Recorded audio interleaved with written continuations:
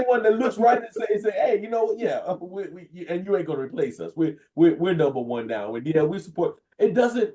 Has anybody ever taken a step back and look at the hypocrisy of that and said, wait a minute, something is not right. This fish soup don't smell good. Has anybody said that?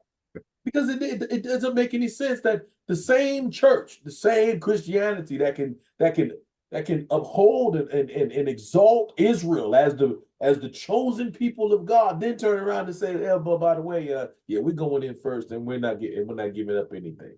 I mean, let's talk about that for a second. I Seriously. mean, it's almost as if they're saying the Most High is wrong and they're right. What? It's almost as if they're saying the Most High doesn't know what he's talking about, and that he has a tendency of being a dishonest Elohim and giving us false hope. And then because their accepted group of people who looks like them, the tares among the wheat, said it, they believe it, so that must be true. Just doesn't make any sense, y'all. Yeah, I don't think they want anybody paying attention to what y'all said. I mean, Yeah, that's been the work of the enemy since the Garden of Eden. You yeah. know, get you so close to the fruit where you're not paying attention to anything that was said. The only thing you're paying attention to is what you see and what you want. Isn't that the job, part of the job of a tear, to look like Yeah. the So mirror? you look at the church. You talked about it earlier. The Pope is the vicar. Yeah, And whatever he says that comes out of his mouth, it is considered scripture. It is considered doctrine. It's considered dogma. Well, I don't know dogma. What the heck does that mean? I don't know, but that's what it is. And so, no, we don't want you paying attention to anything that he said. I want you paying attention to what I said. And the only way I can make sure that you're not paying attention to him is to draw you so close to me and just start talking so that you're not listening to anything that's been said by him.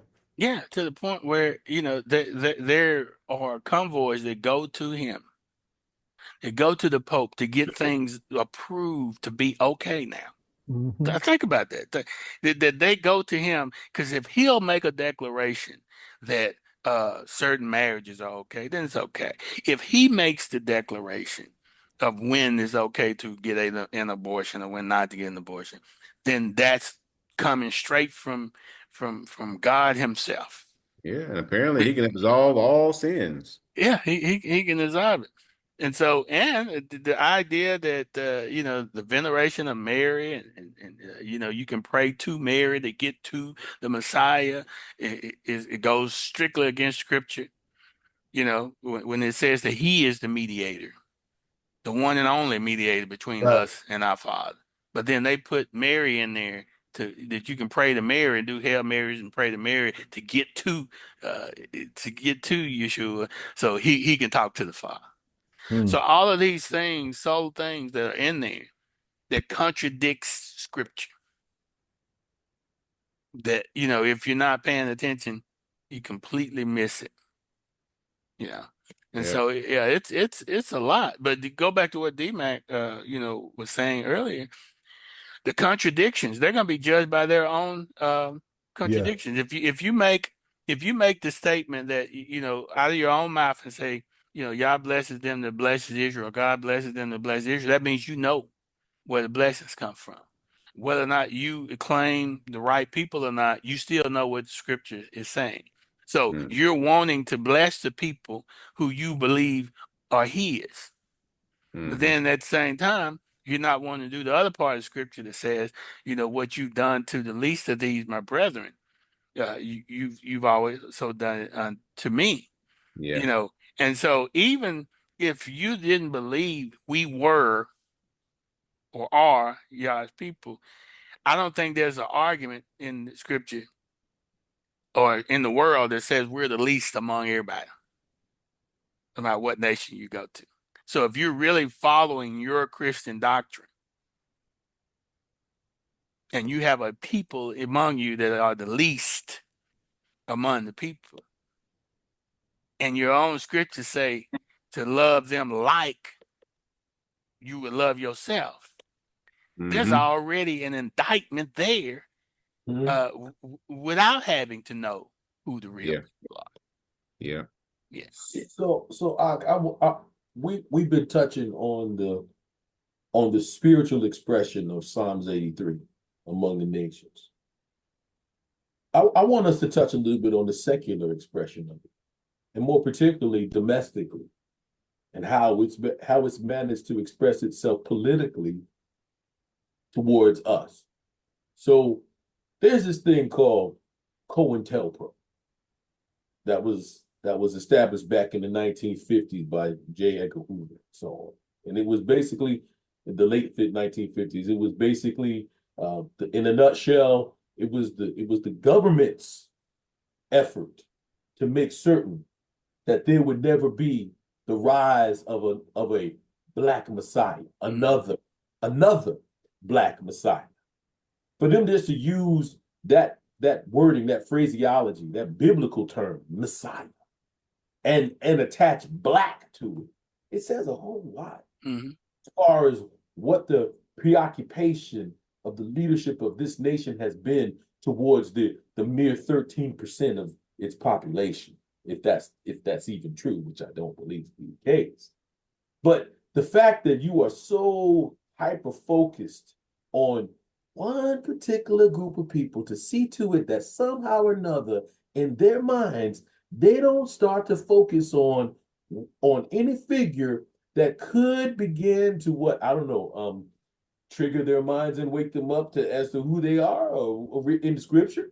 You know, the fact that the government would use biblical terminology to coin a program that was designed to politically hold a faction or a section or segment of their population in stasis, preventing them from ever desiring a leader that could bring their, I don't know, I hate to use the word, but their consciousness to another level that the government was preventing them or wanting to prevent them to attain, speaks volumes. It's huge. It's huge. It speaks volumes. So I want us to talk about that, because it's almost as if the people who have been in power politically and institutionally here in this country, they, like you said earlier, they know something. They know something, man. It's the rise. I'm gonna go back to what you said. The rise of the Black Messiah. They had this program, but this program, goes back to recorded history, all the way back to the time of Moses. Because Moses, when you read in the book of Jasher and all that, the Pharaoh got a word from one of his sorcerers and said, this guy right here, he's gonna rise up. And he's gonna be a messianic figure, and he's gonna be the one that's gonna take your throne away from you. So what did they end up doing eventually? They end up trying to kill all the male children in Egypt. Yep. All right. So you fast forward, 1,500 years later, is another Messiah that's prophesied to come, the true Messiah, the real Messiah. What did they do? Herod says, when you find this king, let me know where he is. And when they didn't come back and tell him, when the wise men didn't come back and tell him, what did he do? He put out an order to destroy all the children 2 years old, male children 2 years old and younger, in order to wipe out this Black Messiah. Y'all get what I'm saying? And so now this whole spirit propels all the way up to the modern time. And they were doing the same thing. They were doing it during slavery, when somebody would rise up and look like they were leading a slave revolt.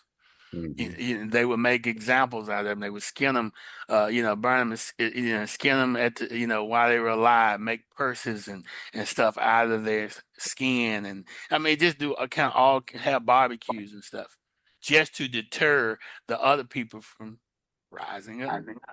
So then we get to the 60s and the 50s and 60s, and then we have all of these people rising up, the Medgar Evers and the Martin Luther Kings and all the different people rising up. So what do? They put out the same edict that they put out back when Moses was rising up. Right. And so now the government forms this idea of, like you said, Hoover said, we can't allow a Black Messiah. The worst thing that can happen for us, because it's the same spirit that was there during the time of Moses, the worst thing that can happen for us is for these people to come together as one. And whatever we have to do to keep these people from coming together as one, that's what we're going to have to do. The spirit is so strong. Let me show you how strong the spirit is. The spirit against us is so strong that even after Yeshua raised Lazarus up from the dead, an event that had never happened before, they decided in their own heart, we need to kill Lazarus again. It made no sense. But that's how ignorant. Yeah. And you know that this spirit is that maybe if we kill him again, then you know it'll keep this rising up of happening with these people, so they won't believe in this Messiah again. So There they can be no shred of evidence there can remaining. be no shred of evidence. Mhm. So you know when you put it that way, the rise of the Black Messiah and the fact that our government basically pleaded guilty to the slaying of Martin Luther King. Yeah. Our government. Yeah. In the Silver case, they basically pleaded, you know, so how does it feel